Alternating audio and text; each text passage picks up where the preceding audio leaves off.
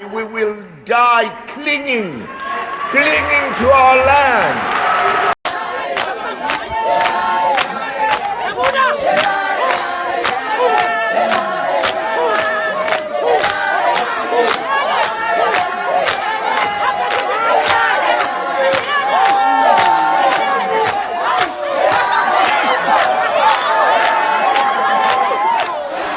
No, these are House of South Africans. We are mobilizing them to be conscious that it is actually incorrect to attack foreign nationals and blame their sufferings on foreign nationals. They've got a government they voted for. If they want anybody to blame, they must blame their government. This xenophobia that you are doing here, in the villages here, in the townships here, it must come to an end. The fighters must protect fellow African brothers and sisters and say, we are these people are South Africans because we are all Africans. Comrades, this continent of Africa must be one. I hear you saying, he says, the borders must be open. The borders must be opened. Because borders are opened for white people. When there is a white person from Mozambique who can't even speak English, you welcome them.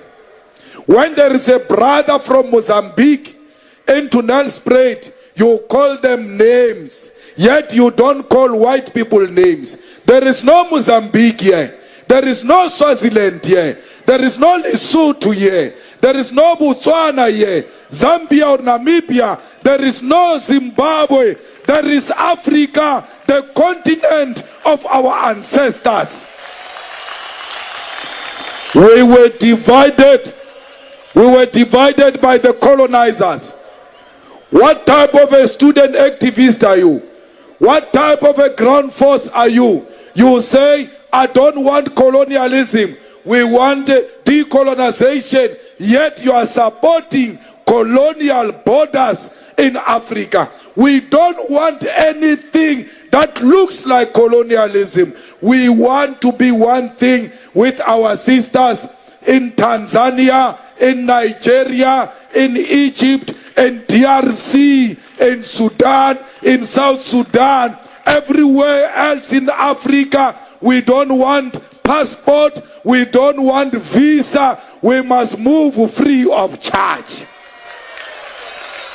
We are one thing.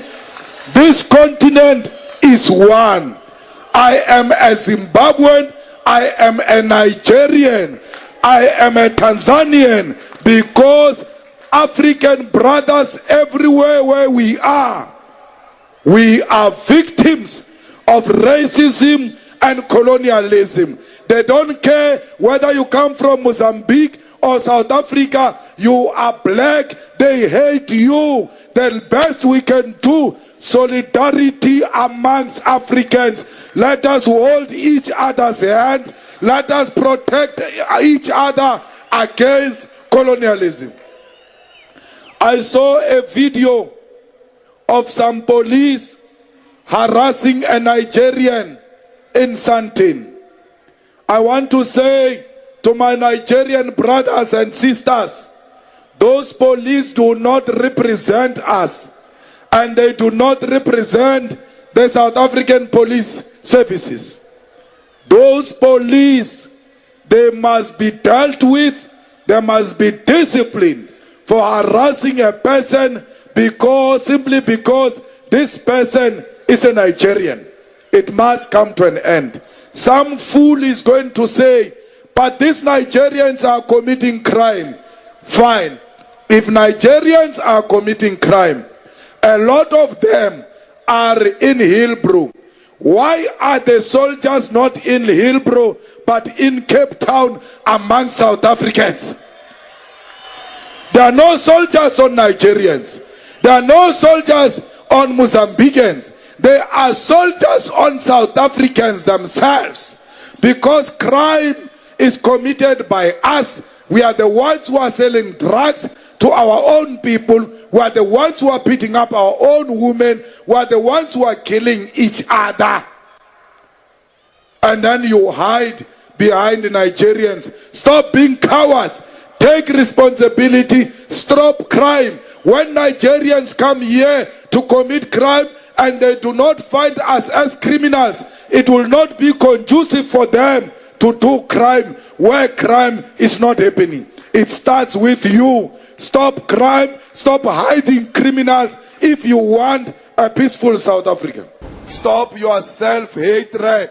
Stop attacking our brothers from Africa, our sisters from Africa. We are one thing. You say batata umsebenzi. Even if we expel them tomorrow, you will still not get a job. There is no Nigerian who stole an industry and hired Nigerians only. There is no Zimbabwean who's got a farm in Knysna or Stellenbosch who hired Zimbabweans. It is your white people who hire Zimbabweans, pay them low so that you can fight amongst yourselves as Africans. See them for what they are. I am ashamed today to call myself a South Africans. The image that are coming out of Durban make me to be ashamed. You are beating blacks. You are slaughtering Africans. I've never seen you doing that to a Chinese. I've never seen you doing that to a white person who doesn't have papers. I've never seen you do that to an Indian without papers. But once they say it's an African, because you hate yourself, because white people taught you to hate yourself, you kill other Africans. Stop that nonsense. It ends today. We must unite as Africans. You call them foreigners. What is the definition of a foreigner? A foreigner is a person who comes into your country without papers, doesn't have anything to show. That includes you. You are foreigners because you have nothing to show. You go around claiming this is your country. Let's go outside. Show me papers that confirms you are the owner of this country. There's nothing. You don't own anything. Yet you call people foreigners.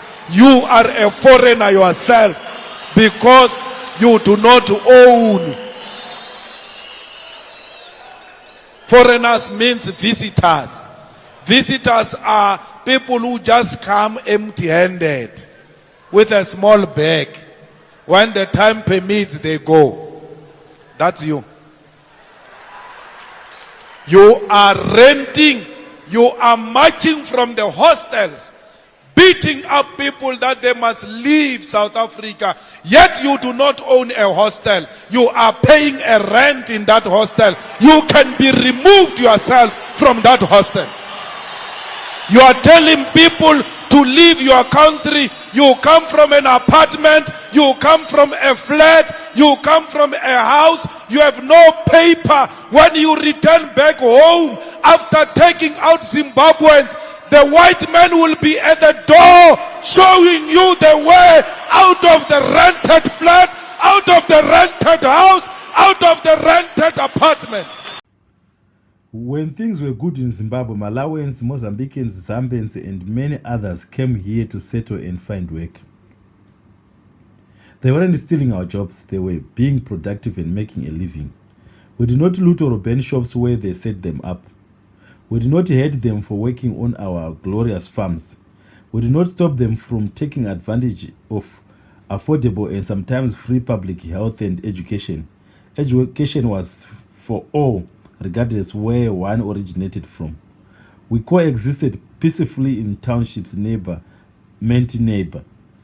We sometimes adapted our language to include our brothers and sisters from across the river, borrowed words and created hybrid communication to include our guests.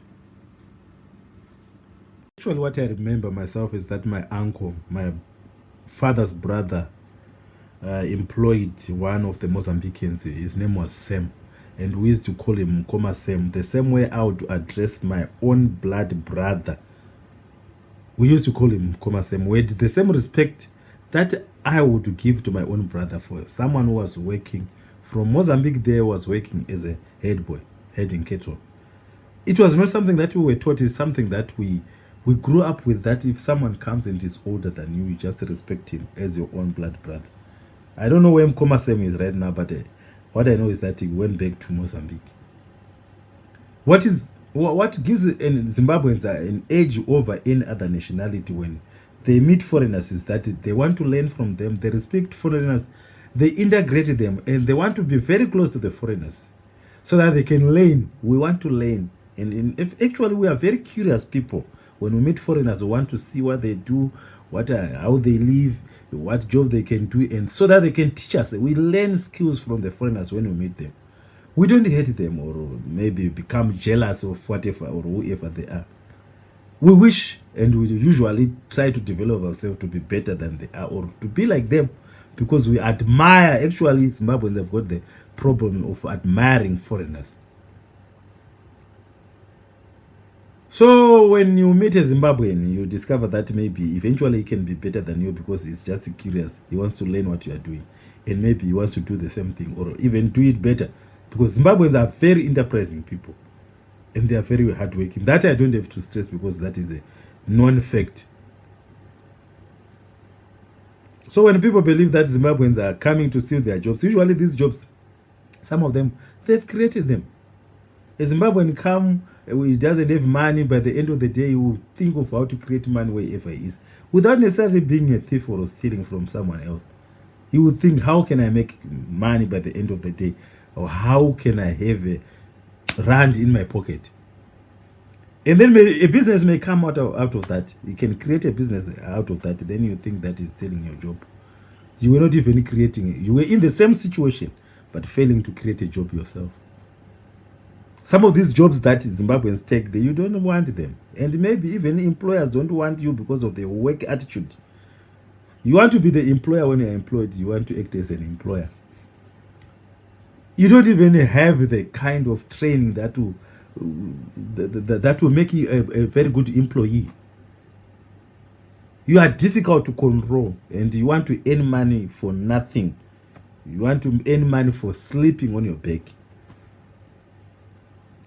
So when employers sometimes they target Zimbabweans as employees, they are not targeting people who are cheap. They are targeting people whose work attitude is just positive. It's very easy to deal with. No one wants to deal with someone who has got a very difficult attitude. No employer wants to deal with such kind of shit.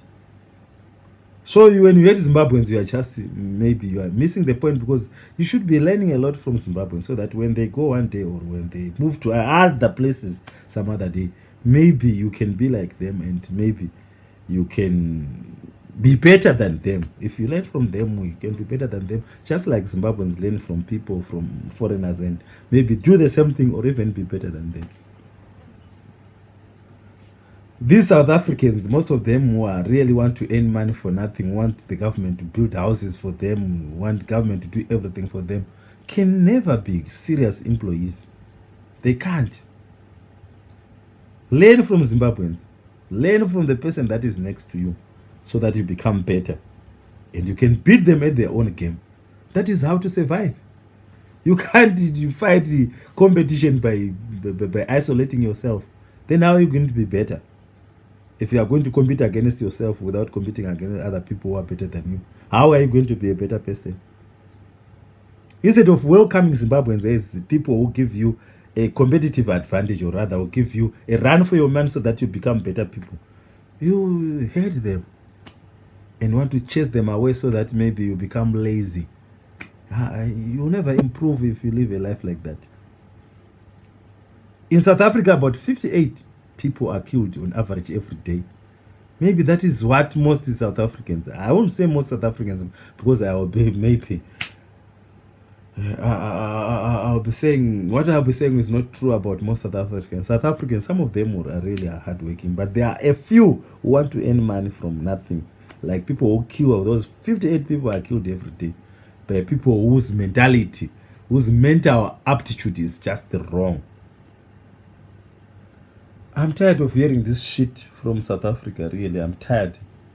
I don't know what to do about it, but this shit really smells of people who really are just lazy, and maybe I have to blame apartheid to some extent, because apartheid is what contributed to this kind of mentality that maybe if something is wrong, we have to blame someone else, except if the white man himself. Because these people are not blaming the white man, because apartheid taught them to respect the white man. No matter what happens, the white man is a demigod. You never see them trying to abuse a white man or trying to fight a white man, because the apartheid taught them very well that a white man is their master and should never be challenged.